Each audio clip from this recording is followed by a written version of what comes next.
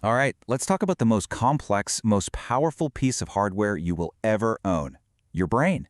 We're going to open up the user manual today and explore that incredible, and let's be honest, sometimes super frustrating system we call memory. So here's a question that has to drive you crazy, because it definitely drives me crazy. How is it that your brain can flawlessly store every single lyric to a pop song from 10 years ago, but the location of your keys from 5 minutes ago, gone, vanished? The thing is, your memory isn't broken. It's just, well, it's running a very specific program, and we're going to figure out what that program is. Okay, so first things first. Before you can remember anything, you have to learn it, right? Think of this as the installation process. You're installing new software onto your mental hard drive. But, as you're about to see, our brains have a few different and pretty clever installation methods. What's wild is that a lot of learning happens when you're not even trying. Take the work of a psychologist named Edward Tolman. He had these rats explore a maze without any reward, no cheese at the end. But they weren't just wandering aimlessly. They were subconsciously building a cognitive map, a mental layout of the whole place. They only showed they learned it later when there was a reason to. We do this all the time, just absorbing the layout of a new neighborhood without even thinking about it. And then there's the other kind of learning. It's not slow and steady, it's that sudden flash of brilliance. Wolfgang Kohler saw this with chimpanzees. Imagine a chimp totally stumped, trying to get a banana that's just out of reach. They'd stop, look around at some boxes and sticks, and then, bam, that aha moment. The light bulb goes on. They suddenly see how the pieces fit together. That's insight learning. And of course, a huge amount of what we learn is just from watching other people. This is what Albert Bandura called observational learning. But it's not just monkey see, monkey do. There's a whole process. You have to actually pay attention, you have to remember what you saw, you need to be able to physically do it, and, this is the big one, you need to be motivated to even try. All right, so the software is installed. Now what? Where does it actually go? Well, let's take a little tour of your internal memory factory. We're going to follow a piece of information from the second it hits your senses to where it might live for the rest of your life. So this is the classic journey. First, everything hits your sensory memory. It's like a split-second echo of a sound or a flash of an image. If you decide to pay attention to it, it moves on to your short-term memory. I want you to think of this as your brain's workbench. You can hold a few things there and work with them for a little bit. And then, if your brain decides it's important, it gets sent off to be filed in the giant warehouse of long-term memory. Now, I want you to completely forget the idea that your memory is some messy, chaotic closet where you just toss things. No. Think of it more like an incredibly sophisticated, highly organized library. It has very specific filing systems that let you find what you need, most of the time, with amazing speed. So how does this library organize everything? One of the main ways is with something called a semantic network. It sounds fancy, but really it's just a giant web of connected ideas in your head. Every concept, like bird, is linked to all the things you associate with it, like wings, fly, nest. When you think of one, it's like clicking a hyperlink. It automatically lights up all the related ideas. It's why one memory can send you down a total rabbit hole of other memories. Our brains also use mental templates or blueprints called schemas. You know how you don't have to relearn how to go to a restaurant every single time?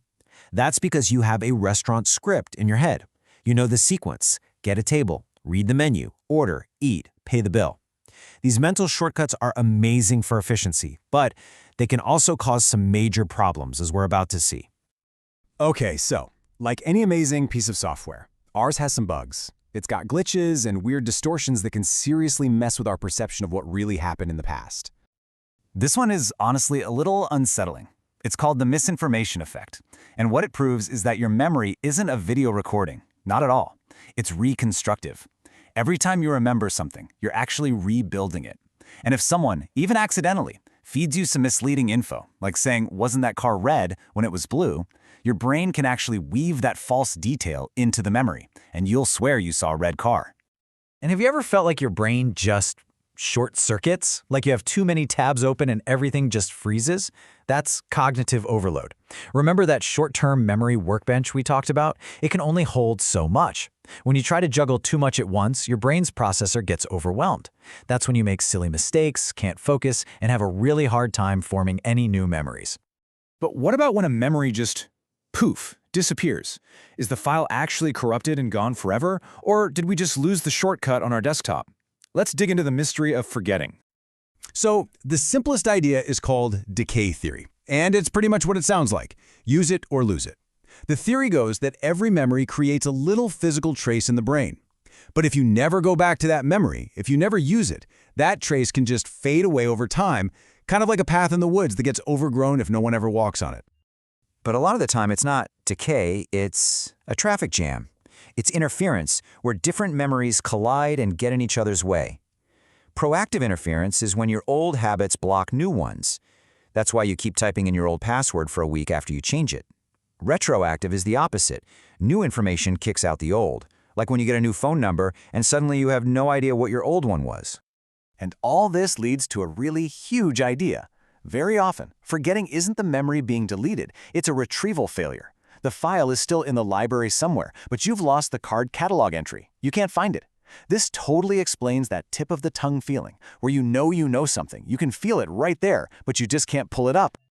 Okay, we've talked about the bugs, the glitches, the traffic jams.